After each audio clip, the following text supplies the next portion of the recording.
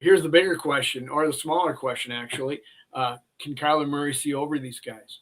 Just kidding.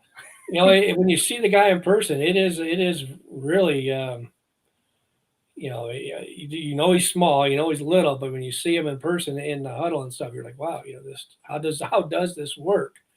But he, like I said, whenever he's a hard guy to judge whenever you're just watching him practice in shorts and he's so much of his strength is live game action and moving around, and so he has the ability to find however he does it. But yeah, I would imagine you gotta move the pocket quite a bit for this guy Mm-hmm. to make sure that the lanes are all there for him to see. Well, I'm excited to see him play in one form or fashion or another. Okay, let's jump to the. Well, at first, I want to ask this question before I get into the defense because I think it's pretty important. How important is this season to Kevin O'Connell? He's had a number of seasons where the quarterback whisper couldn't get over the hump with his quarterback position, and he's missed the playoffs last season. There's a new general manager, so I suspect the scrutiny is going to be a little more intense on the coach since this GM did not pick him, and many GMs like to have their own coach. So, in general, even though I think the Wilfs love him, is there some more, a little more, a big season for Kevin O'Connell? I guess I'll say it that way.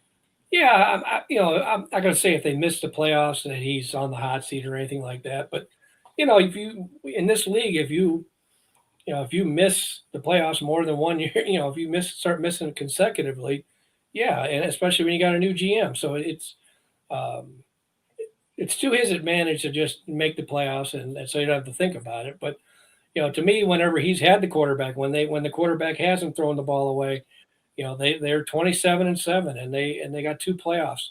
Not winning a playoff game hurts them, I think, and getting embarrassed in one of them, hurts him. But what also helps him is last year when they were 4-8.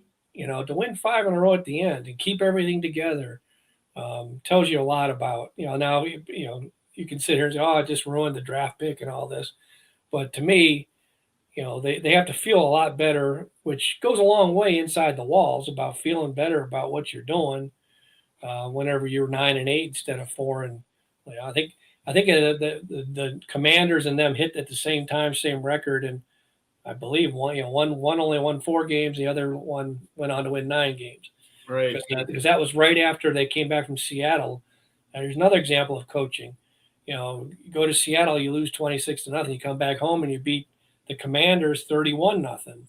So, granted, it's not always just did you win a Super Bowl and that's nothing else. There has to be some context on the jobs that are done. But yeah, he ask Mike Zimmer if it's comfortable, if you want to, because he made the playoffs, missed the playoffs, whenever he missed the playoffs 2 years in a row, he was gone. Yeah. But he was also at the end of his rope when by then.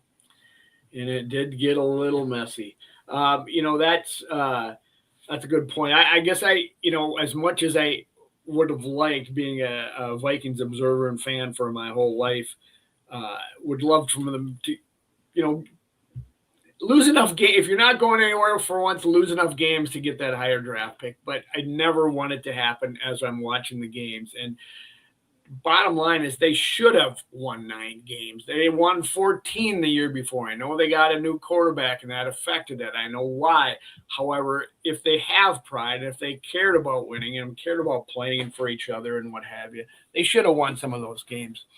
Even though the Packers game at the end was a gift because they sat everybody.